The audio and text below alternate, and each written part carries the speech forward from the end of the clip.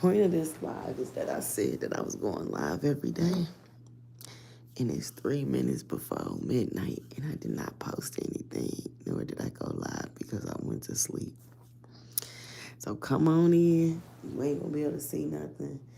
I'm gonna tell a story. I don't know what kind of story I'm gonna tell, but I'm gonna tell a story. I'm gonna tell the story of why you shouldn't travel in the wintertime to Charlotte, North Carolina as your connection. This is gonna be a good story. I know you wanna see somebody's face, but you won't be seeing that tonight. So, I recently had a flight during Labor Day weekend where we were traveling from our home city through Charlotte to Atlanta. Again, I have not did a road trip in so long, but it could have been something I was supposed to get from that road trip that I couldn't get by being on that plane. So the flight is delayed. You gotta be kidding me, right? Like, I cannot believe that this flight is delayed. But I've come to the point in my life when the flight is delayed, that just means God is protecting me. So thank you, Jesus. Let me sit over to the side. I appreciate you. I appreciate everything you're doing for me. And let me patiently wait. Go see if your video is ready to upload that you need to upload on YouTube. Did you check all your emails? Did you pay everybody before you leave? Do you have money before you leave? Them are some of the things you need to ask yourself. So, I didn't ask myself any of them questions. I just went over there and was thankful that I was not on the plane and they was doing what they needed to do to make sure the plane was safe and secure. But because it was a holiday weekend, I was pressed for time. I knew I had somewhere I needed to be. And back on my mind, I was kind of like, oh man. So we get on the plane, right? As we're on the plane, the Nora Vasquez, hello, this is good night. Listen to the story. So we get on the plane, and I realized that we are going to be late to our connecting. But they reassure us, oh no, you will be there, at this time. That time specifically gives us 1 hour to board our next flight. So we are on the plane, we get there. Do you know this pilot is acting as if he don't know what gate to pull into? Like, this is his first time at Charlotte. It took this pilot about 30 minutes to find the gate we were going to go to. And he is driving the plane ultra slow. Never been on a plane like that. I was so upset.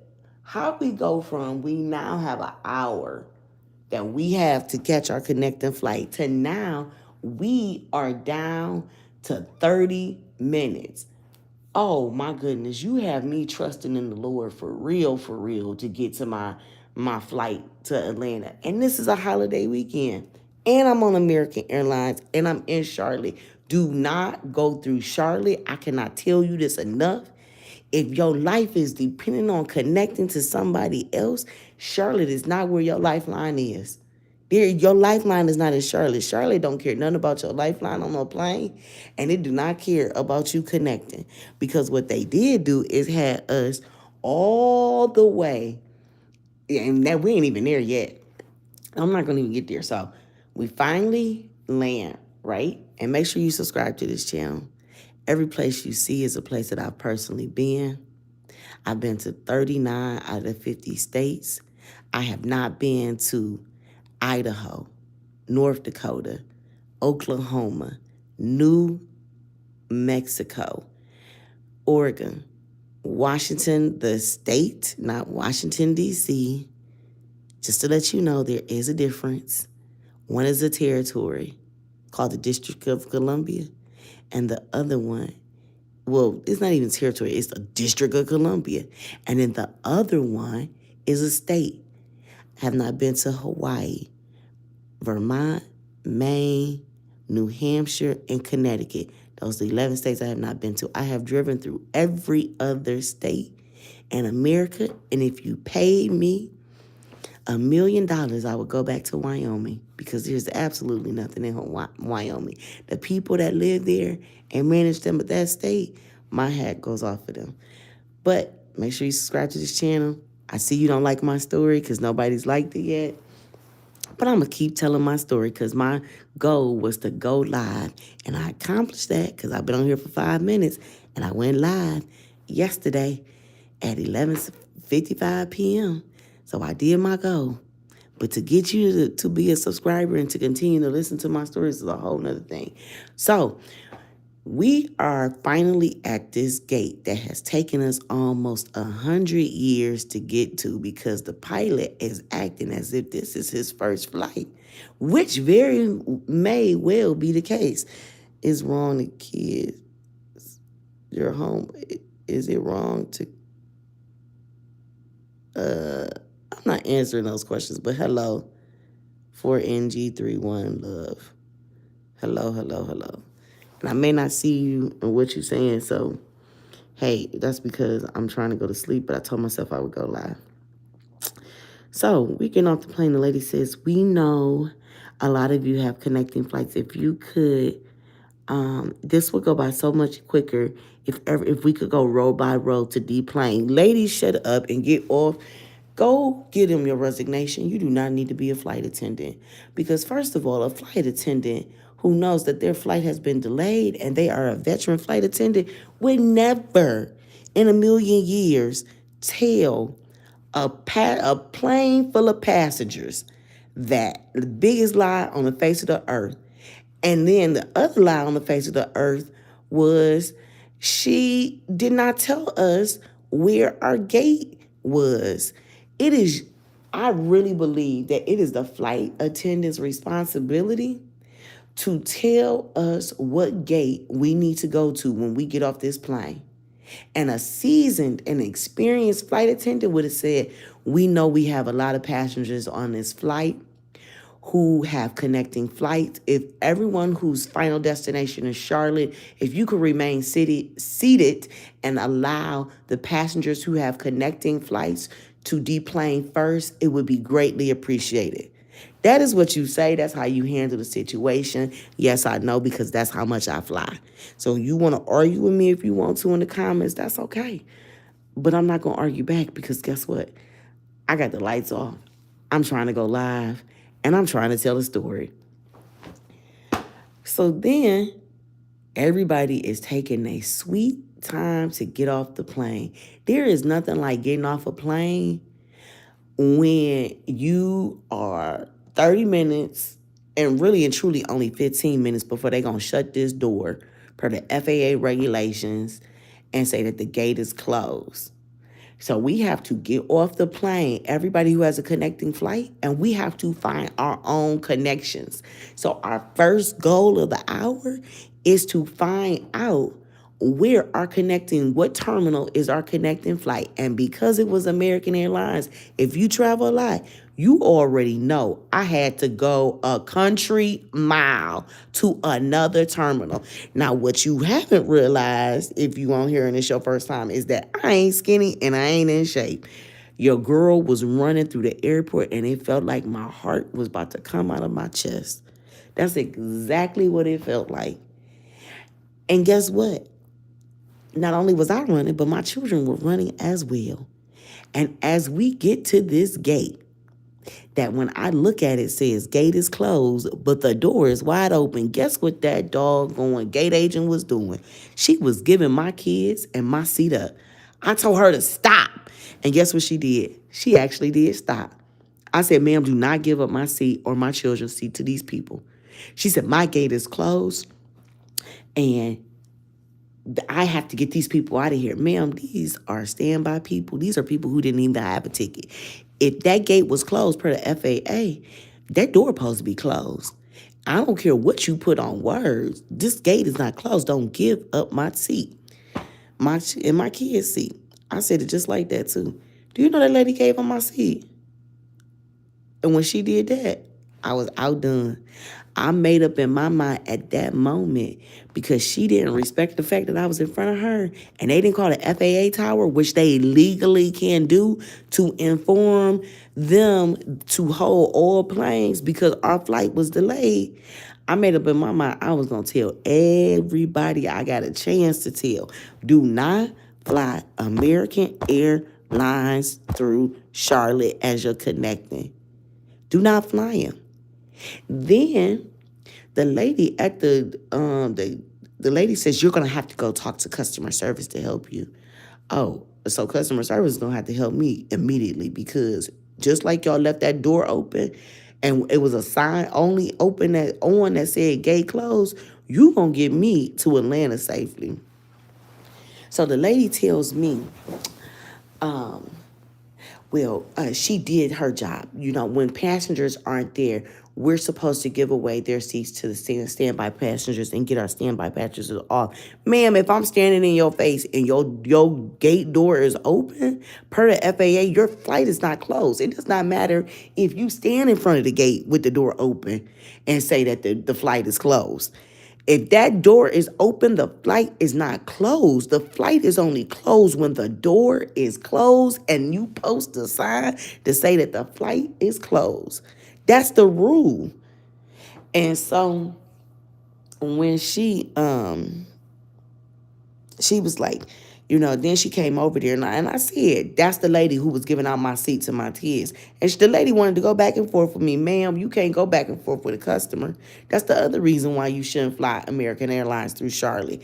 They think that they can go back and forth with you.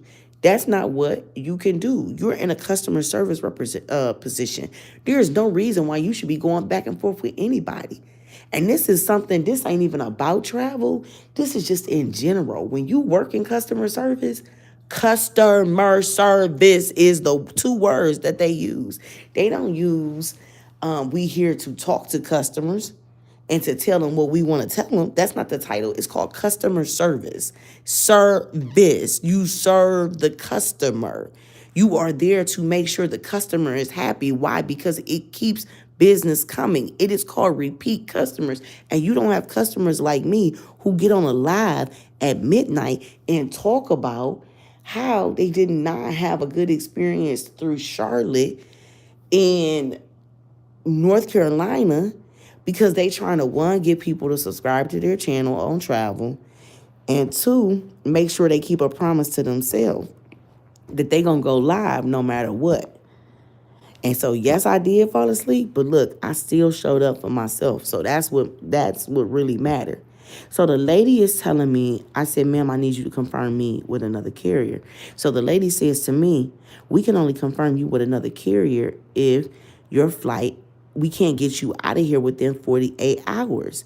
The lady tells me past 48 hours, that's the soonest she can get me out. As we keep talking, I said, okay, I need you to confirm me on another cut. I didn't tell you I could do that. Ma'am, yes, you did. So the second reason why you shouldn't fly American Airlines through Charlotte is because they're going to try to tell you that they didn't say something when you are intelligent and they are not intelligent to know that you can keep up with your conversation because you did graduate from college.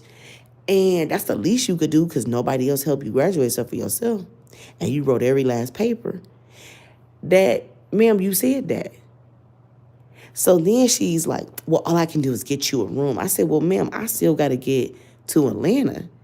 And you guys need to help me get there. You told me you would get me there today. And unfortunately, you didn't live up to that because y'all overbooked the flights. I said, the reason why you can't get me there is because somebody realized it was cheaper for you to make me a standby passenger and put me in a hotel than to confirm me on another carrier. Now, at this time, she's all the way upset.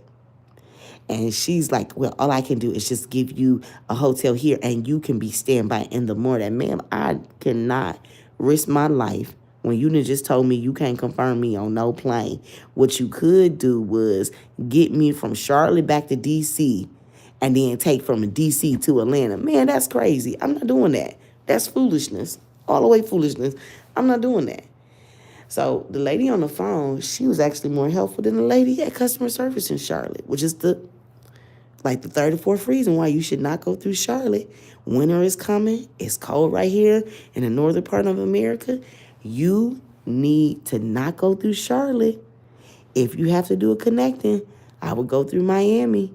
I would go through the snow in Chicago. I would go through potentially snow in JFK or LaGuardia.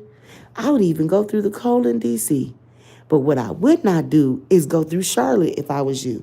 This is your warning when you booking that ticket and it says that you going from your city to Charlotte to somewhere else. Oh no, you better find another ticket. And why is Charlotte going to be the cheapest? Because I'm telling you now, you do not want to go through Charlotte. You do not want to go through Charlotte. I can't say this enough. If you don't learn nothing else from this channel, you better learn. You do not want to go through Charlotte until I come on here and say, you can go through Charlotte. They got rid of all them folks. They ain't there no more. You do not want to go through Charlotte. I can't say it enough. I know you may not believe me, but if you just trust in a stranger who took the time to tell you about a story in the middle of the night, because it is definitely the middle of the night in America, you going to learn a lot real quick. As they say, you going to learn today. And what you going to learn today is you do not want to go through Charlotte. You do not want to go through Charlotte. Go through any other city. Shoot, you can go through San Francisco for all I care. You can go through LAX. You can go through Denver, but do not go through Charlotte. And so the lady on the phone says, let me try to confirm you on Delta since we cannot get you a confirmed seat out of Charlotte. Oh, man, Delta won't take you.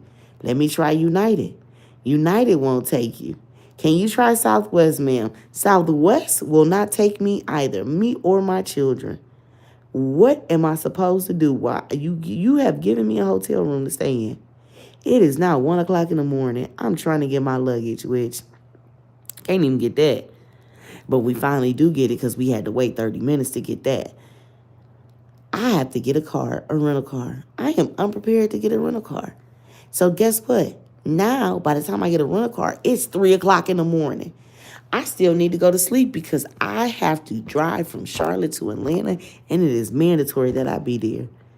It is absolutely important that I be there in the morning. And then when I get to the counter to get a rental car, they tell me they only have 2 types of vehicles. That is EV and minivan. I'm like, a minivan, EV? Oh, my goodness. A gas guzzler. And I don't know how to drive it. Because, no, I do not know how to drive an EV vehicle. But guess what I learned during this difficult time in travel? I learned how to drive an EV vehicle. And what I also learned is that at one moment, when I needed to charge it up, I thought that bad boy was going to get me all the way to Timbuktu on one complete charge. And, boy, that was a lie, too. I also learned that the thing will tell you where the turbo stations are, the supercharge, and all that other stuff. But it will also click you out, and then they won't be able to pull up not a piece of information to get you to safety when you almost on your last charge. I also learned that if I pay for a charge through an EV vehicle that is not mine at Walmart, it costs the same amount to fill up a whole tank of gas. And what somebody recently told me was, well, yeah, if you don't have an EV station at your house, then yeah, it's not worth it. So then what do we have electric vehicles for? Because they're good on the environment? Them bad boys need to be flying everywhere. And we need to have electric mini planes. Because guess what? Then I won't be on American Airlines and I won't be coming on at night telling people not to fly through Charlotte. So what I learned from this, because I've been on here almost 20 minutes, is, 1, people want to look at you when you're talking to them at night. They don't care whatever your goal is. And 2, people will not like your stories because they can't see you. But I did what I said I was going to do. I went live. I thank you for everybody who listened. You're greatly appreciated. I thank you for everybody that popped in. But I accomplished my goal, and if it was not for you showing up this evening to listen to bits and pieces of the story, I would not have accomplished my goal. So good night.